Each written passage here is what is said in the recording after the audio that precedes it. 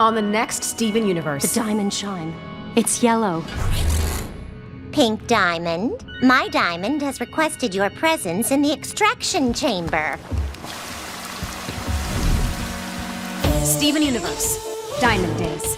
New episode next Monday at 7:30. Welcome back to Crystal Clear on the Roundtable. I'm AwestruckVox, and Cartoon Network is doing the Lord's work. Why, you may ask?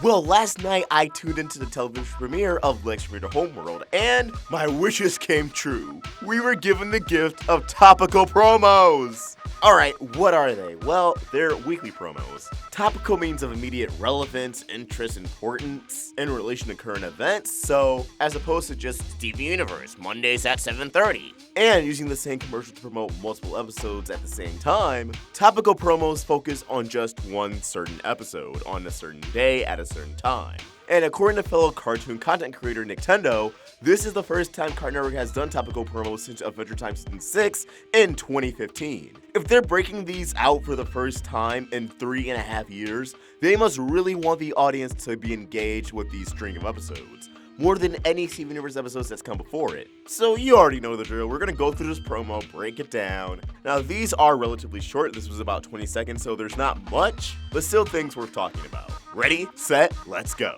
First things first, Pink Diamond's room. Steven has wandered up here courtesy of White Diamond at the end of Lecture Homeworld. Now the room has a different color palette than at the end of Lecture Homeworld. This may illustrate time has passed, and any kind of sun that Homeworld orbits has set.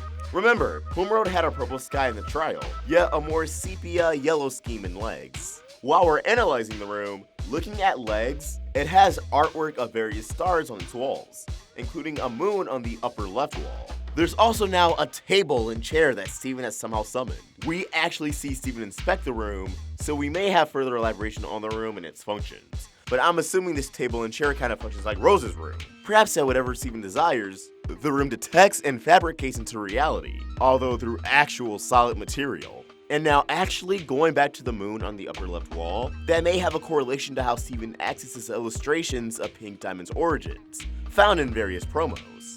Now, Pearl draws attention to the diamond chime, which I'm assuming is just bringing the diamond's instrumental themes into canon, although the instruments in the soundtrack are more synthesized than anything. Pearl recognizes this particular chime as Yellow Diamond's. Shortly after, Yellow Pearl enters the room and salutes Steven as Pink Diamond, showing respect towards him and his status, so we won't see Steven being doubted as Pink Diamond, or potentially Pink Diamond won't even be given a hard time for everything she just pulled off. To Homeworld, nothing has really changed in how Pink Diamond's treated. For now.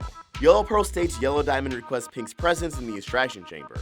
The extraction chamber? What could that possibly be? Extracting a gem from a body? Well, that's what they want us to think.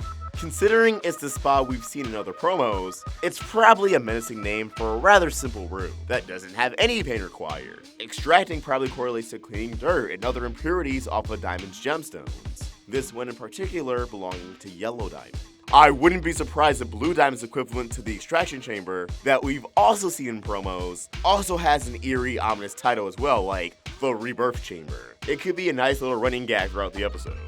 Now we actually see Steven run up in his yellow swim trunks, and if we look at the entrance, it's guarded by two Topazes. Not the ones we know and love, unfortunately. One has a chest gem, and one has a navel gem. Although the placement of that chest gem is rather awkward, it's like right on the Topaz's diamond insignia.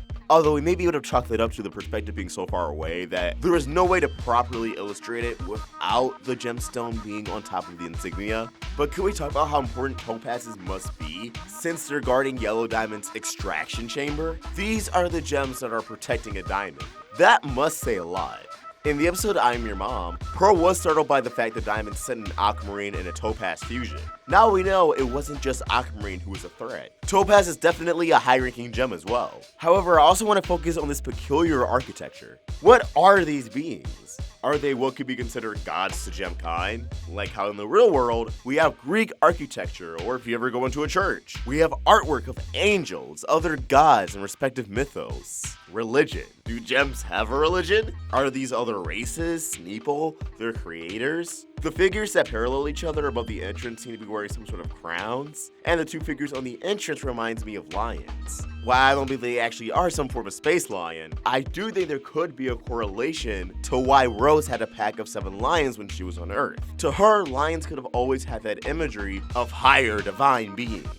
Now there is a statue to the right that appears to have gemstones, possibly a bismuth or a lion at the top. We know cross-gem fusion is taboo on Homeworld, so I really hope we get some kind of insight into why there are these statues of fusions that appear to be different gems or different beings.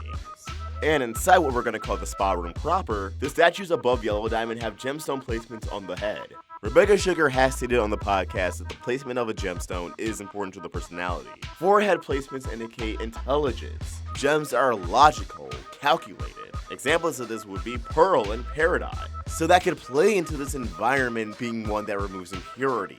It's a place to clear your head, open your mind. As for Yellow Diamond herself, she does look ominous, and I think if you don't have any context hearing extraction chamber, then the way she rears her head, you may be thinking, oh, it's gonna go down. Steven might be in danger, and I'm sure the show may play it off that way at first. But when you tie this into scenes from other promos, such as her wicked laugh and telling Steven good luck, she's likely brought Steven here to consult him on his game plan on talking to White Diamond. What is he going to say? What is he hoping to achieve? And we know that what he initially says is going to cause Yellow Diamond to erupt in laughter. Probably something so naive that she couldn't see it happening in 1,000 years. Guys, I'm so excited for this episode. I'm so excited to see more of the pearls. We actually did a theory on them. And if you want to see some of our other promo breakdowns, we did one on the General Diamond Days promo that's circulating right now on TV. And we also did a full episode breakdown of Legend of Homeworld, which made its official TV debut last night. Let us know your episode predictions in the comments down below. Or you can tweet those to me at AwestruckVox or at Roundtable Vids. We're also on Instagram. If you want to help the Roundtable grow, you can either become a member of the channel or support us on Patreon. Get access to exclusive perks. Link in the description. If you enjoyed this video, please throw it a like, share, and if you're new here, subscribe. Hit that bell for notifications, stay in the loop of all things Steven. Thank you for watching, and I hope you have an awesome day. AwestruckVox, out.